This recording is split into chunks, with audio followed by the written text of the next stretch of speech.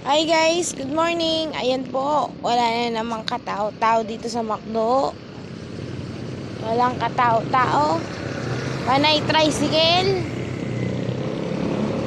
Hindi makita blurred. Po. Kahit po sa McDo, wala rin tao.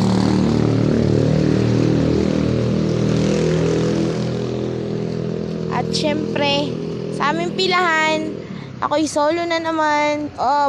Ibandal akong motor. Ibandal akong tricycle sa asawa ko po. Yan. Walang tao. Solo na naman ang anak ng inay.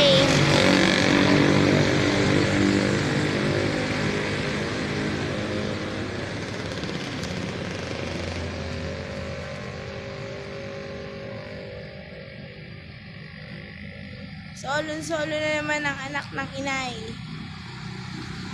Yan.